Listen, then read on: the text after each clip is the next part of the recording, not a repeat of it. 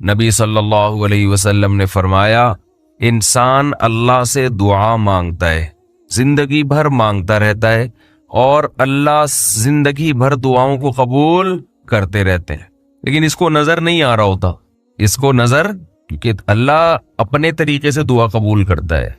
अगर अल्लाह ऐसे दुआ कबूल करे ना, आपने इधर कहा अल्लाह मेरी तनख्वाह डबल कर दे, ऑफिस गए, बॉस ने कहा कि जनाब नए वजीर आजम ने जो ऐलान किया है उसकी मंजूरी हो गई, ठा ठा करके ऐसे दुआएं कबूल होना शुरू हो जाएं, तो गैब पर ईमान खत्म। फिर तो दुआ की तरगीब देने की जरूरत ही नहीं रहेगी।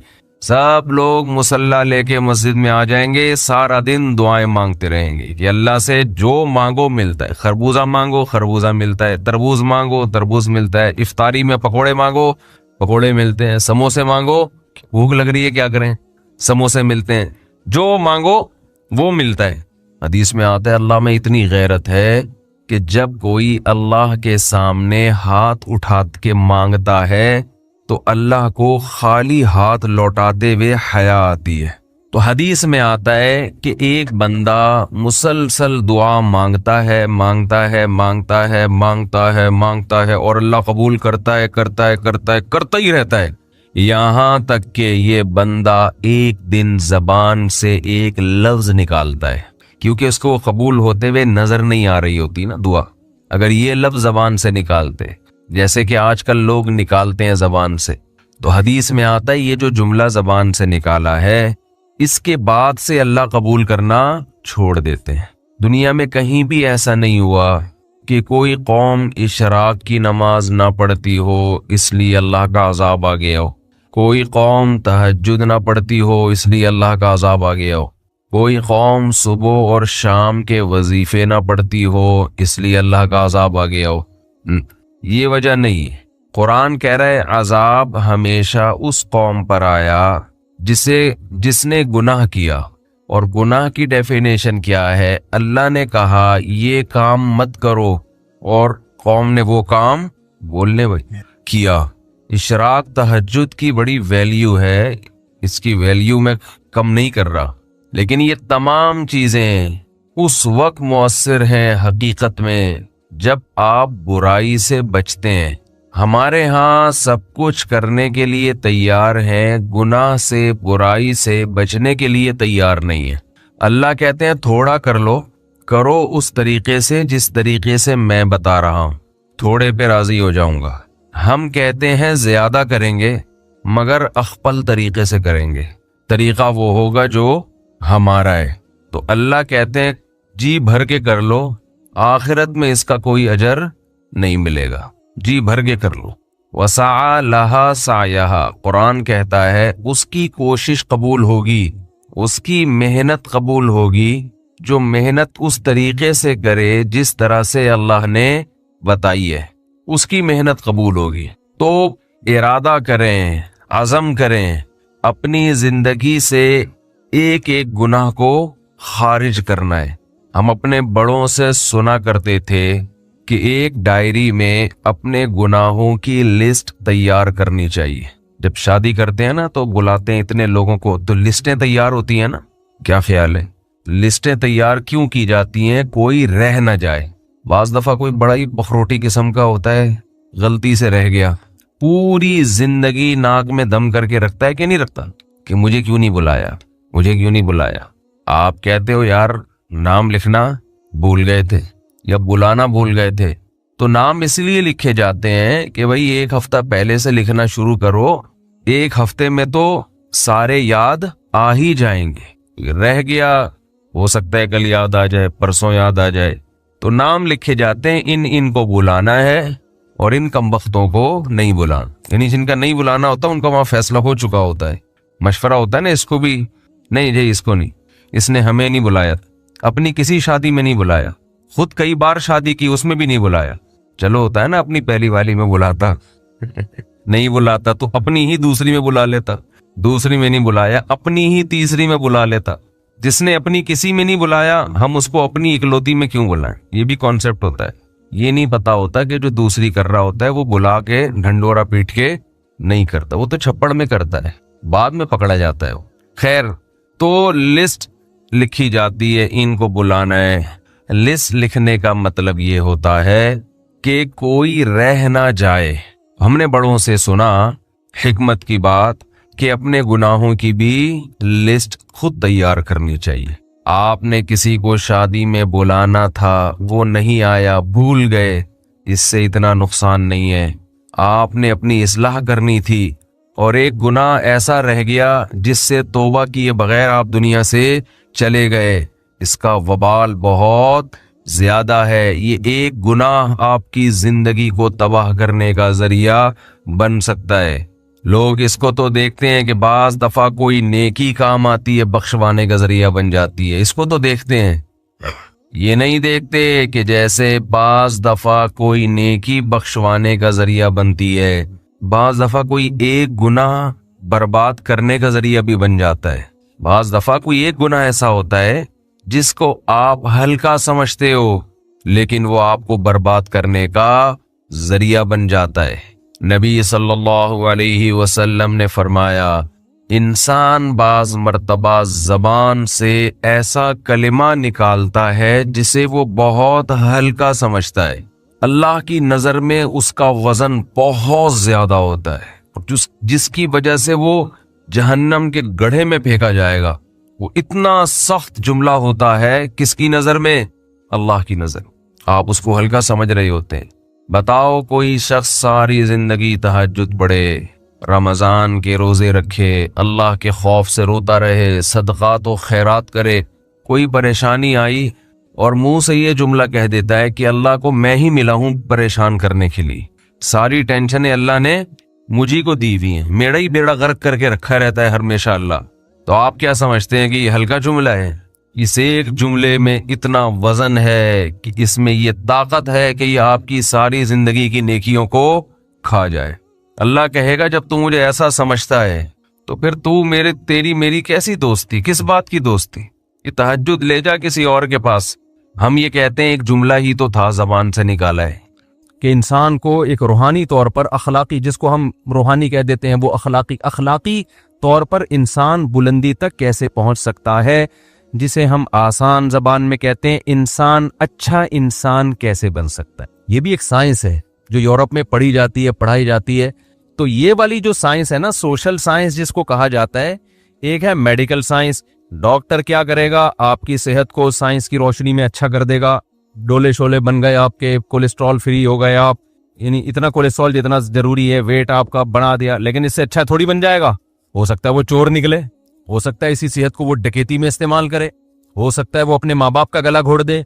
तो अच्छा बनाने के लिए यूरोप ने जब मजहब को निकाला ना अपनी यूनिवर्सिटियों से, ईसाइयत से बगावत की उन्होंने, तो अच्छा बनाने के लिए उन्होंने क्या तरीका इख्तियार किया कि इंसान को अच्छा बच्चा बनाने के लिए भी एक अकल की रोशनी में और हवास की रोशनी में एक इल्म वज़ा किया, जिसको सोशल साइंस कहा जाता है, कि भाई उसके बिना भी क्या मुशाहिदे पर है।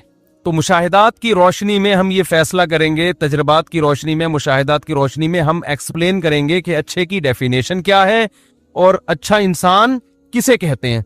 यहां भी गड़बड़ कर दी, यहां भी क्या कर दी भाई, आप जो तजर्बे कर रहे हो तो उस सोसाइटी में कर रहे हो जो पहले से बनी हुई है, हो सकता है ये अच्छी हो ही नहीं। आप लोग की समझ में नहीं आ रहा तो किसकी समझ में आएगा? सोसाइटी कल्चर एक दूसरे के कितने डिफरेंट होते हैं ना। आप कल्चर को अपना बाप बना रहे हो तो कल्चर को तो आपने पहले फर्ज कर लिया कि ठीक है, हो सकता है ये कल्चर ही गलत हो। यहां भी इंसान खुदा की कसम घोड़े दौड़ाता रहेगा अकल के, कभी किसी एक पॉइंट पे दो फिलोसफर भी जमा नहीं हो सकते।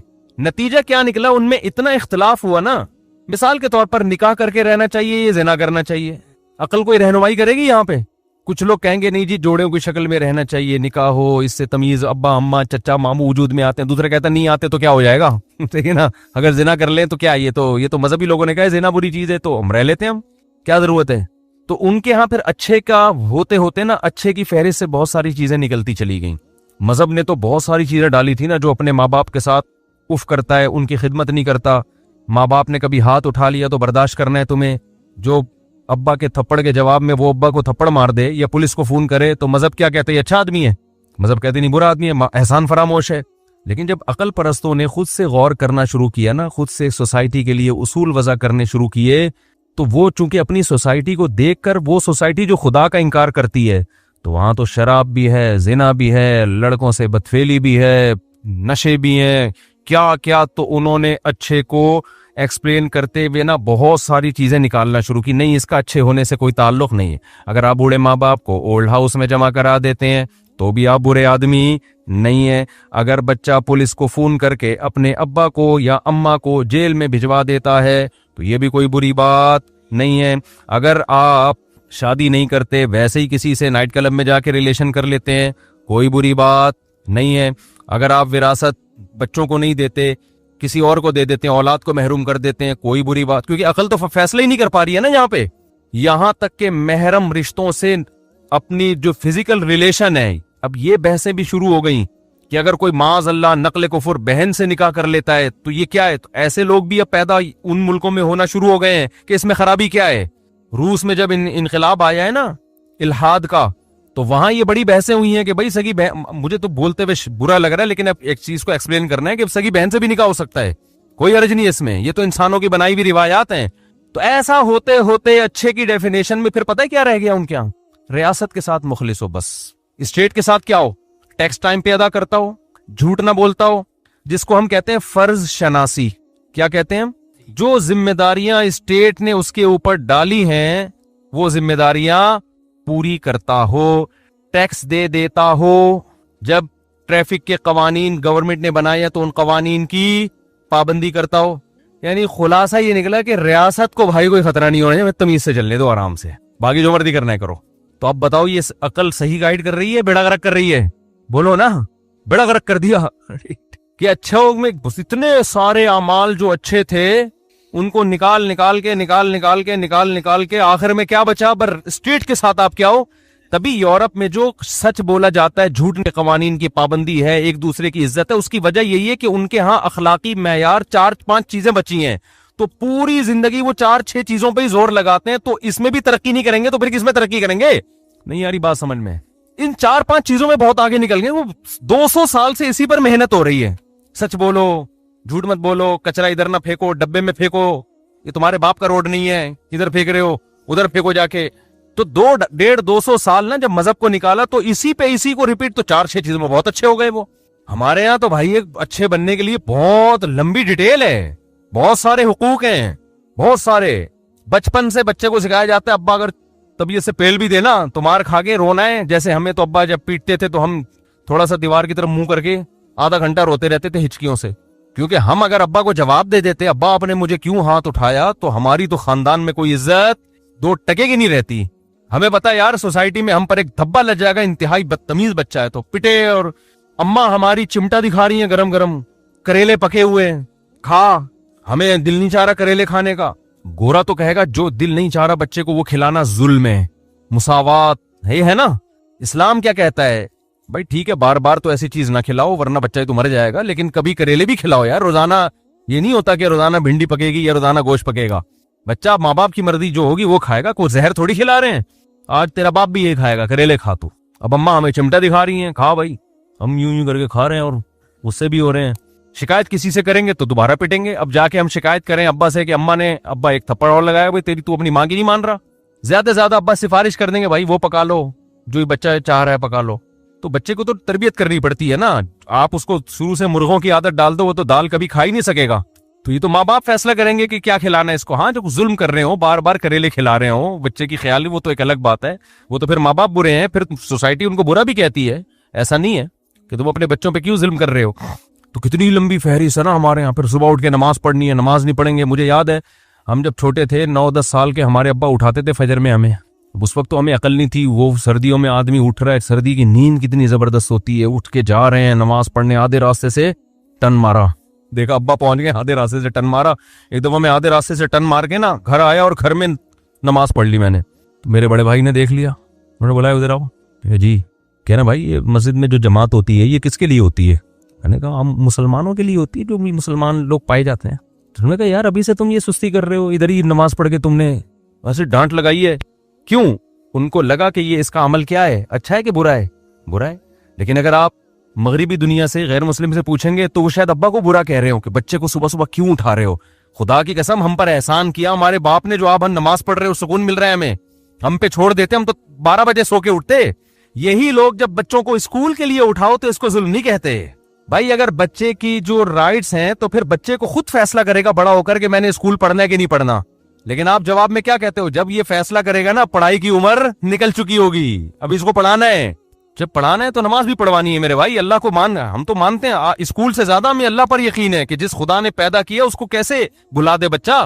तो हमारे यहाँ हुकूक की फहरिस्त, फिर बड़े भाई भी थे, हमारी बड़ी बहन भी थी, छोटे भाई छोटी बहनें, उनके हुकूक, भाई ने भी पीट दिया एक दिन, सही है ना। तो एक दफा पिटे साल में वो कोई मसला नहीं है, चलो भाई बड़ा भाई है तो हम क्या दुखड़ा सुनाएं किसी को, पिट गए भाई पिट गए तो ठीक है ना। अब ऐसा ना हो बयान में आप समझे सारी जिंदगी में पिटते ही रहे हैं और कोई काम ही नहीं हुआ है। ये तो एक साल में एक दफा हो गया ना, ये थोड़ी कि रोज रोज। तो अल्लाह का शुक्र है सही अच्छा सलूकी हो रहा है, और जो पिटे वो भी हमारे फायदे के लिए। फिर हमारे जो बड़े से छोटे भाई थे वो हमें सुबह कुरान पढ़ाते थे। जुल्म बच्चे पर जब होगा जब रात देर से सुलाओ और सुबह जल्दी उठाओ। रात हमें टाइम पे सुलाया जा रहा है, 8-9 घंटे की नींद हो रही है, तो अब तो उठो ना भाई। बच्चा को अगर सोने देना वो फिर भी नहीं उठेगा, वो कहेगा सोता रहो। फजर की नमाज के बाद हमारे बड़े से छोटे भाई हमें लेके बैठते थे, भाई कुरान पढ़ो बैठ के, शाबाश। वो हमें बड़ा गुस्सा आ रहा होता लेकिन बैठ रहे हो पढ़ रहे होते थे, इन्नल्लज़ीना आमनू व अमिलुस्सॉलिहाती, इस तरह पढ़ रहे होते थे। और उनका एक रोब होता था हमारे ऊपर, जबान नहीं चला सकते थे, भाई बड़े हैं तो छोटों का ख्याल, उनके भी शफकत करनी है, उनका हक नहीं मारना। तो मुस्लिम इस्लाम में हुकूक की फहरिस्त और अच्छा बनने का जो तस्वुर है वो बहुत क्या है, वसी।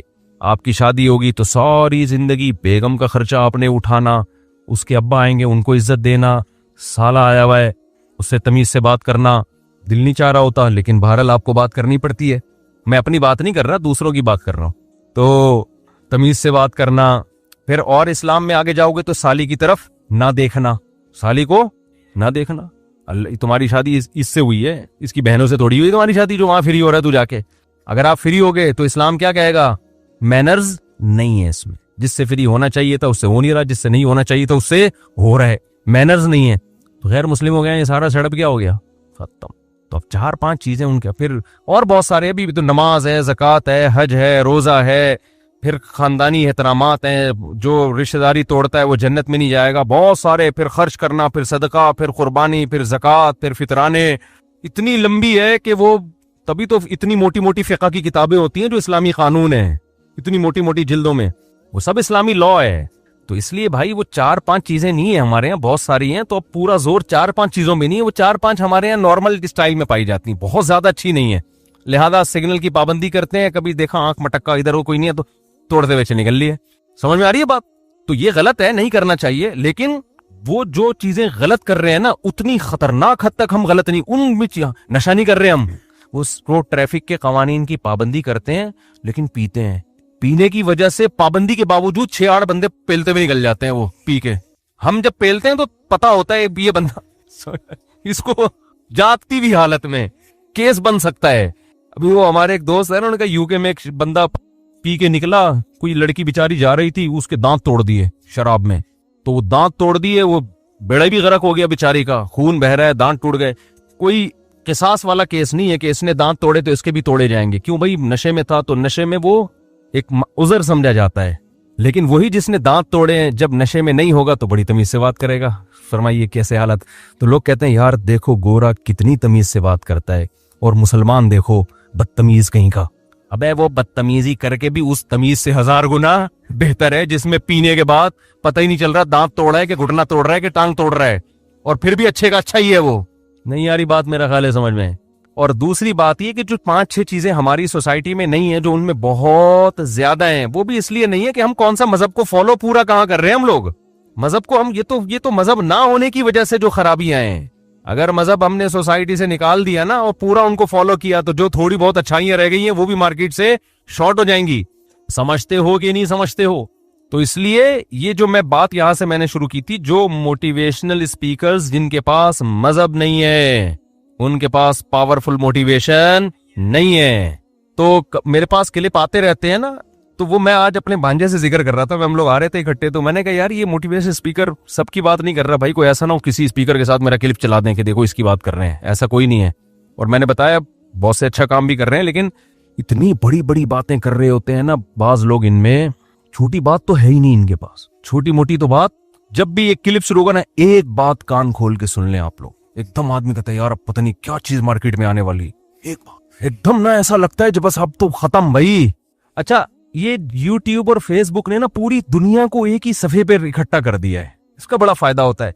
अच्छा, मैं ऐसे कभी कभार स्पीकर को सुनता हूँ, एक बात नीचे फिर मैं करता हूँ तो मेरा क्लिप कोई आया हुआ होता है। अच्छा, इस तरह उसमें ऐसा नहीं लग रहा होता कि एक बात कान खोल के, मुझे उसमें ऐसे लग रहा होता है नॉर्मल वे में ना, बस इतना नहीं है भाई सही है ना, हल्का फुल्का ही है, कोई बहुत अच्छे बनने की जरूरत भी नहीं है, बहुत ज्यादा कामयाब होने की कोशिश करो, पैसा कमाने की, गुर्बत में मर गए तो कोई टेंशन की बात नहीं है। अभी बस मुझे खुद बड़ी टेंशन खत्म हो रही होती है ना सुन के, यार कितनी तमीज से मसला ही हल कर दिया। सक्सेस की कोशिश करो, कामयाबी की नहीं मिलती भाड़ में जाए, ऐसी की तैसी, कामयाबी गई कहाँ, तिल लेने।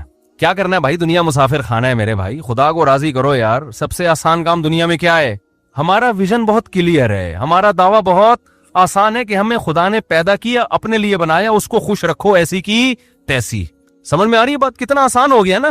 जो करना है भाई उसको खुश करने के लिए करो, और ये यकीन रखो आप जो करोगे होगा वो नहीं होगा क्या, जो अल्लाह चाहेगा। आप उसको राजी रखने की कोशिश करो, उसके लिहाज से अपना हदफ भी बनाओ, विजन भी बनाओ, मेहनत भी करो।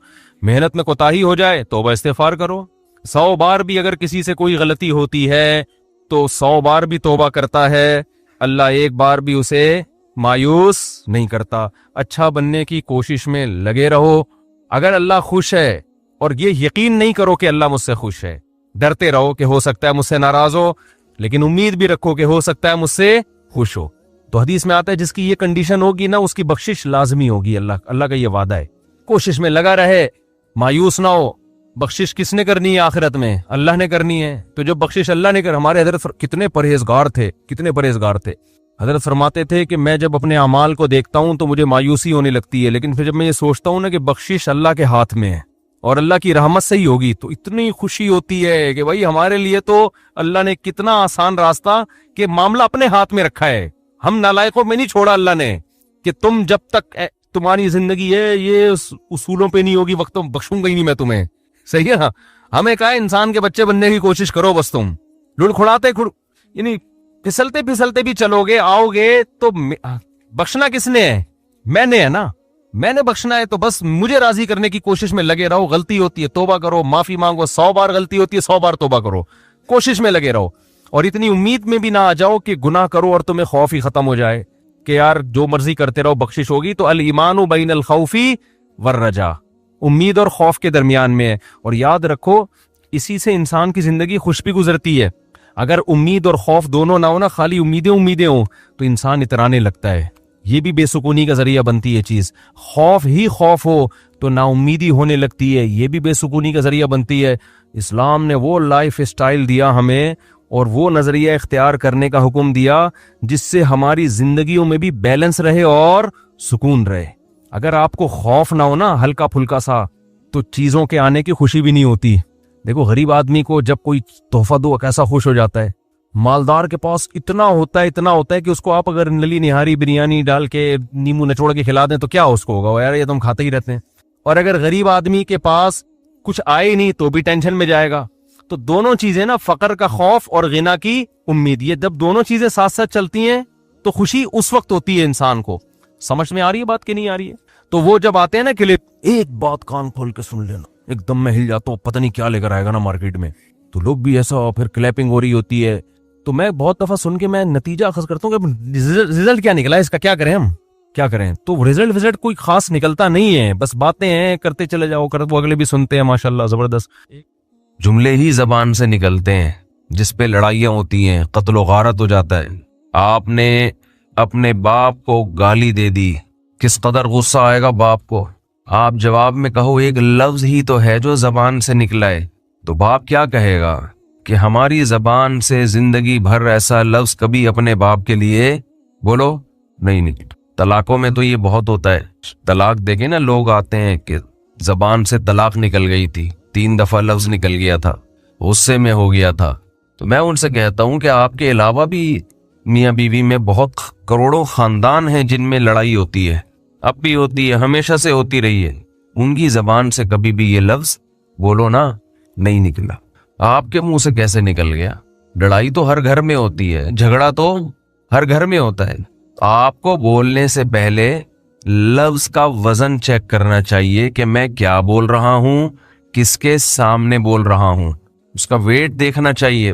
बोल दिया कलमा कुफर एक दफा जबान से निकालता है इंसान, और इस कलमे में ये ताकत है कुफर के कलमे में कि आपकी सारी जिंदगियों को एक सेकंड में खा के खत्म, एक सेकंड में। नबी सल्लल्लाहु अलैहि वसल्लम ने फरमाया, इंसान अल्लाह से दुआ मांगता है, जिंदगी भर मांगता रहता है, और अल्लाह जिंदगी भर दुआओं को कबूल करते रहते हैं, लेकिन इसको नजर नहीं आ रहा होता। इसको नजर, क्योंकि अल्लाह अपने तरीके से दुआ कबूल करता है। अगर अल्लाह ऐसे दुआ कबूल करे ना, आपने इधर कहा अल्लाह मेरी तनख्वाह डबल कर दे, ऑफिस गए बॉस ने कहा कि जनाब नए वजीर आजम ने जो ऐलान किया है उसकी मंजूरी हो गई, ठा ठा करके ऐसे दुआएं कबूल होना शुरू हो जाएं, तो गैब पर ईमान खत्म। फिर तो दुआ की तरगीब देने की जरूरत ही नहीं रहेगी। सब लोग मुसल्ला लेके मस्जिद में आ जाएंगे, सारा दिन दुआएं मांगते रहेंगे कि अल्लाह से जो मांगो मिलता है। खरबूजा मांगो खरबूजा मिलता है, तरबूज मांगो तरबूज मिलता है, इफ्तारी में पकोड़े मांगो पकोड़े मिलते हैं, समोसे मांगो भूख लग रही है क्या करें समोसे मिलते हैं, जो मांगो वो मिलता है। तो दुआएं तो लाजमी कबूल होती हैं, लेकिन अंदाज वो होता है जो अल्लाह अल्लाह करते हैं। अल्लाह कहते हैं मैं अपने तरीके से करूंगा। अब उसकी बड़ी लंबी चौड़ी तफसील है कि कैसे कबूल होती है। बाज दफा जो चीज मांग रहे हैं अल्लाह वही दे देता है आपको, बाज दफा उसका मुतबादिल दे देता है, ऑल्टरनेट दे देता है, बाज दफा ना ऑल्टरनेट देता है ना वो चीज देता है। कोई मुसीबत आने वाली होती है, इस दुआ की बरकत से उस मुसीबत को टाल देता है। आप अपने बेटे के लिए बच्ची के लिए दुआ मांग रहे हैं इसको ठीक कर दे, वो ठीक नहीं हुई लेकिन दूसरी ने बीमार होना था, अल्लाह ने उससे वबा को टाल दिया। तो जिनका गैब पर ईमान होता है वो तो मांगते हैं, अल्लाह से मांगते हैं। पता है भाई ये हो नहीं सकता कि जिस खुदा ने कहा है कि मेरे सामने हाथ उठाओ, हदीस में आता है अल्लाह में इतनी गैरत है कि जब कोई अल्लाह के सामने हाथ उठा के मांगता है तो अल्लाह को खाली हाथ लौटाते हुए हया आती है। बड़े सेठ के पास कोई भिखारी जाए और पैसे मांगे और वो उसको धुतकार दे तो भिखारी कहेगा ना यार नाम तो बड़ा सुना था आपका, बड़े सखी हो। तो अल्लाह को हया आती है कि इन हाथों को खाली लौटाए, देता है लाजमी। तभी हमने अहलुल्लाह को देखा है कि मांगते बहुत हैं, बड़ी लंबी लंबी दुआएं मांगते हैं। लोग उनको बेवकूफ समझते हैं कि यार ये हर वक्त मुसल्ले पे दुआएं मांगते रहते हैं लंबी लंबी, मिलता तो कुछ है नहीं।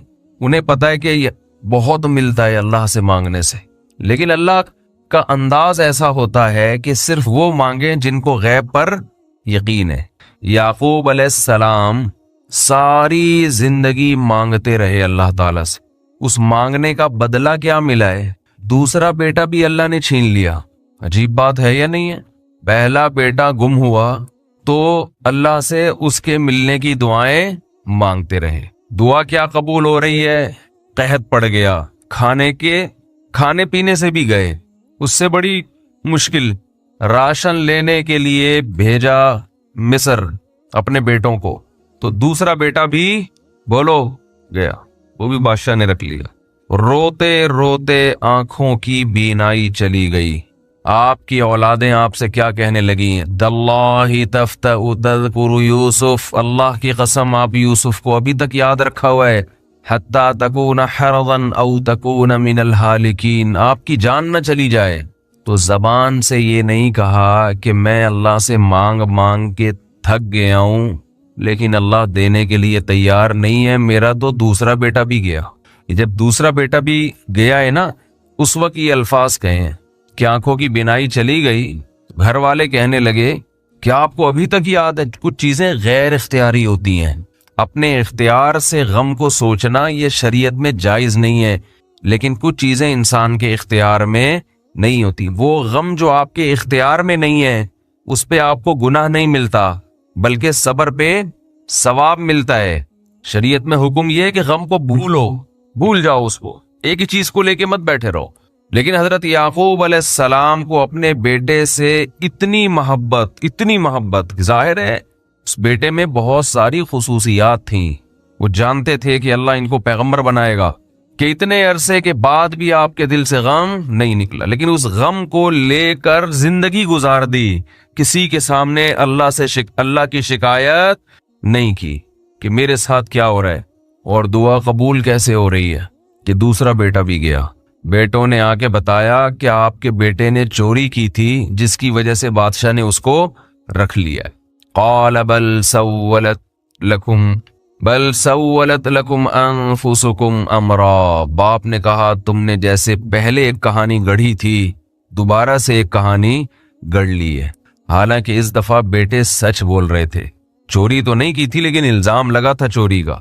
तो याकूब अलैहिस्सलाम ने दूसरे बेटे के जाने पे एक लफ्ज नाशुक्री का जबान से नहीं निकाला, बल्कि क्या कहा, इन्नमा अश्कू बस्सी व हुज़्नी इलल्लाह व अअलमु मिनल्लाहि मा ला तालमून। मैं अपना गम तुम्हारे सामने बयान नहीं करता, सिर्फ अल्लाह के सामने बयान करता हूँ और अल्लाह के बारे में वो कुछ जानता हूँ जो तुम नहीं जानते। क्या मतलब, वो मुझे तसल्ली दे रहा है, इसमें खैर होगी। हमारा काम है मांगना, हम भिखारी हैं। ये तो मुल्हिद और खुदा के मुनकिर लोग हैं जो मुसलमानों का मजाक उड़ाते हैं कि ये दुआएं मांगते हैं और इनको मिलता कुछ नहीं है। ओ भाई, हमें इससे गरज ही नहीं है कि रब कैसे दे रहा है, हमें उसने पाबंद बना दिया मांगो, तो हमें तो अहलुल्लाह को तो मजा इससे आता है कि उसने हमें बोल दिया मांगो, वो ना भी दे, मांगना ही हमारे लिए सब कुछ है।